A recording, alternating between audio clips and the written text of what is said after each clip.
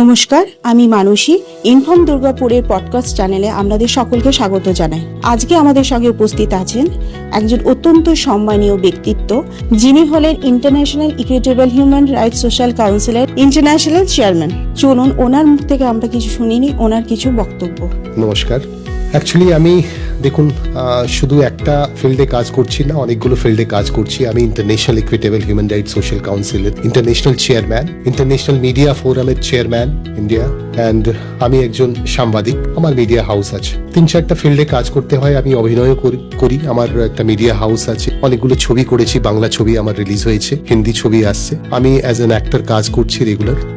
মোটামুটি 15 বছর থেকে রেগুলার কাজ করে আসছি। তাহলে অনেকগুলো ফিল্ড আমাকে দেখতে হয়। আর অ্যাকচুয়ালি দেখুন, আমি যখন ছোট ছিলাম, ছোট স্কুল যেতাম পড়তে, তখন থেকে আমি কিন্তু সোশ্যাল কাজ করতাম। বাবা আমাকে টাকা দিত যে তুমি টিফিন করে নেবে, ভালো জিনিস খেয়ে নেবে।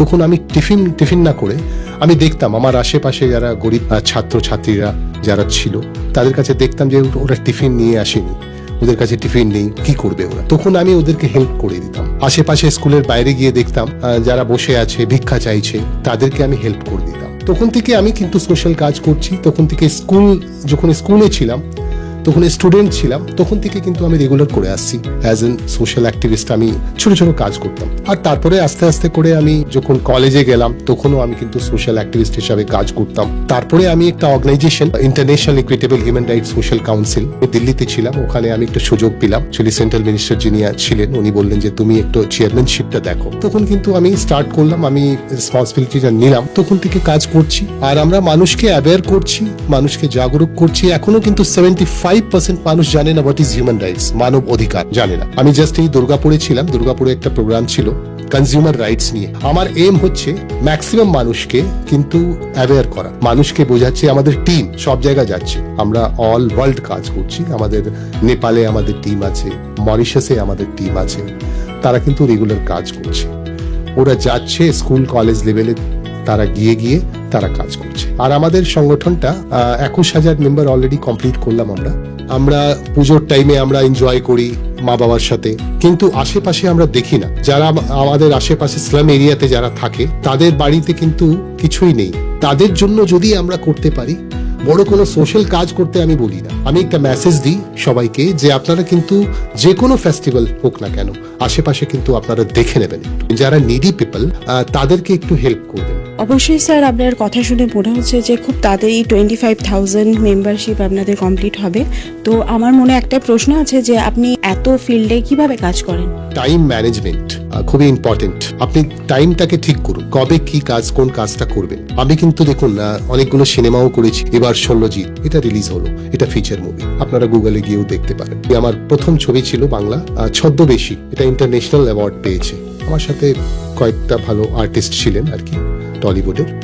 আমি যখন ডিসাইড করবো যে 3টের সময় আমার শুটিং স্টার্ট হবে, আমি প্রডিউসারকে বলি বা ডাইরেক্টরকে বলি যে আমাকে ডাকবেন, কিন্তু টাইমলি কিন্তু শুট স্টার্ট করতে হবে। এই টাইম ম্যানেজমেন্টটা আমি কিন্তু খুবই ইম্পর্টেন্স দিই। কিন্তু এখন আপনার সাথে আমি কথা বলছি মানসী ম্যাডাম, এই সেকেন্ডটা কিন্তু ফিরে আসবে না আর। আপনার এই চিন্তাধারা শুনে খুব ভালো লাগলো।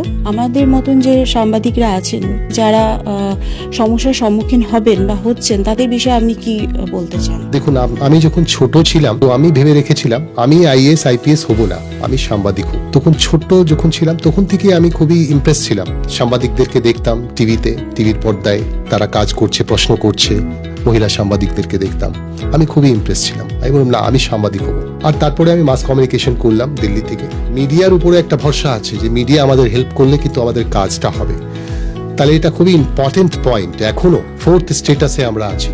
অনেকগুলো বড় লেটার্স টু দ্য এডিটর থেকে আমি স্টার্ট করলাম, অনেকগুলো দ্য টেলিগ্রাফ, স্টেটসম্যান। যদি আপনি সাংবাদিক হিসাবে কাজ করছেন, তাহলে প্যাশন, ধৈর্য এটা রাখতে হবে। এখন ডিজিটাল মিডিয়ার যুগ হয়ে গেছে। ডিজিটাল মিডিয়া ছাড়া বড় মিডিয়া হাউস কিন্তু ডিজিটালি আসছে। ডিজিটালি কাজ করুন, কিন্তু যা ফ্যাক্টটাকে কিন্তু ধরে রাখবেন সবসময়। ইয়েলো জার্নালিজম করবেন না। যে কোনো খবর পেলে খবরটা কিন্তু ম্যাচিওর করা হয়। হয়তো আজকে 2 জন মারা গেল, আপনি শুনলেন ওখানে 2 জন মারা গেল, তাহলে আপনি কাকে ফোন করবেন? আপনি লোকাল থানা যিনি ওসি আছেন ওনাকে কল করবেন, লোকাল এসিপি কে কল করবেন, সিপি কে কল করবেন। অফিসিয়ালি ওরা বলবে, তারপরে আপনার খবরটা ম্যাচিওর হবে, তারপরে ওটা আপনি পাবলিশ করবেন। যারা অ্যাডমিনিস্ট্রেশন, তাদের সাথে আপনাকে একবার ওনার পক্ষটাও নিতে হবে। আর যে কোনো ডিসপিউট আসে, যদি একটা ডিসপিউট এলো, তাহলে দুই পক্ষকে নিয়ে কাজ করতে হবে।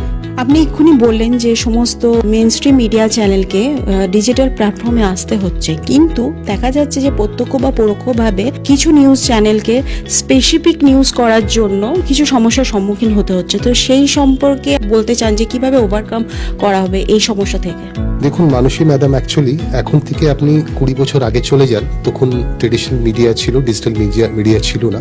তখন অ্যাকচুয়ালি একটা মিশন ছিল, জার্নালিজম, সাংবাদিক যারা সাংবাদিকতা করতো একটা মিশন নিয়ে কাজ করতো। এখন মিশন নেই, এখন বিজনেস হয়ে গেছে। ডিজিটাল প্ল্যাটফর্মের কথা আপনি বললেন, ডিজিটাল মিডিয়া যারা কাজ করছে, যারা ফেসবুকে কাজ করছে, ইউটিউবে কাজ করছে, তাদের জন্য অ্যাকচুয়ালি গভর্নমেন্ট অফ ইন্ডিয়া একটা ডিজিটাল ইন্ডিয়া একটা প্ল্যাটফর্ম রেডি করেছে। আমরা অনেকগুলো চিঠি দিয়েছি, ওখানে প্রেসিডেন্ট আছে, ভাইস প্রেসিডেন্ট আছে। ওখানে যদি ডিজিটালি কোনো প্রবলেম থাকে আপনারা ওনাকে কিন্তু বলতে পারেন, চিঠি পাঠাতে পারেন।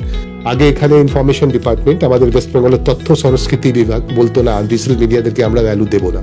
আমরা বলেছি, ডিএমকেও বলেছি, ইনফরমেশন ডিপার্টমেন্টকেও বলেছি, information director of information Kolkata Nabanna, ওনাদেরকেও বললাম যে আপনাদেরকে কিন্তু গুরুত্ব দিতেই হবে, লিস্টে রাখতেই হবে ডিজিটাল মিডিয়াদেরকে, ওরা কিন্তু ভালো কাজ করছে। আপনার কাছে যে ইনফরমেশন পেলাম আমরা, সেটা শুনে আমরা খুবই আমাদের ভালো লাগলো। তো আমাদের যারা ভিউয়ার্স, তাদের ক্ষেত্রে আপনি তাদের বিষয়ে কি বার্তা রাখতে চান? আপনাদের চ্যানেলটা আমি দেখি, আমি আগেও আমার ইন্টারভিউ টেলিকাস্ট হয়েছে ইনফো দুর্গাপুরে, ভালো কাজ করছেন আপনারা। যারা ভিউয়ার আছেন তাদের জন্য আমি বলতে চাইবো যে দেখুন, লাইফটা খুবই ইজি নয়, লাইফটা খুবই টাফ। সবাই বলে যে না এটা আমি করে নেব, কিন্তু এটা প্যাশন রাখতে হবে মনের মধ্যে, পেশেন্স রাখতে হবে, তবে আপনি কিছু করতে পারবেন। আমার একজন অ্যাঙ্কার খুবই টেনশনে ছিলেন, ওই বম্বেতে একজন মাহি খান আমার ইন্টারভিউ করছিলেন। আমি বললাম যে এত টেনশনে থাকবেন, টেনশনে থেকে কিন্তু ইন্টারভিউ হয় না, কোনো কাজ হয় না। আপনি টেক ইট ইজি, প্রত্যেকটা জিনিসকে কিন্তু আপনি এনজয় করুন। মানুষের জন্য একটু করতে হবে, মানুষকে সাপোর্ট করতে হবে। আপনি কোথাও বাইরে গেলেন, আপনি বম্বে গেলেন, ওখানে আপনি জানেন না কাউকে, চেনেন না কাউকে, তাহলে মানুষ তো সাপোর্ট করবে, তবে আপনি সবকিছু করতে পারবেন। তাহলে মানুষ এখনো আছে, সাপোর্টিভ একটু আপনার ইয়েটা রাখবেন, সবসময় মানুষকে সাপোর্ট করবেন, মানুষকে হেল্প করবেন, যতটুকু পারেন মানুষকে হেল্প করবেন। স্যার, আপনাকে অসংখ্য ধন্যবাদ আজকে আমাদের সঙ্গে সময় দেওয়ার জন্য। আজকের পডকাস্ট আমরা এখানেই শেষ করছি। আবার নতুন একটা পর্বে, নতুন একটা পডকাস্টে আপনাদের সঙ্গে দেখা হবে। আরও এরকম ইন্টারেস্টিং পডকাস্ট দেখার জন্য আপনারা দেখতে থাকুন ইনফর্ম দুর্গাপুর।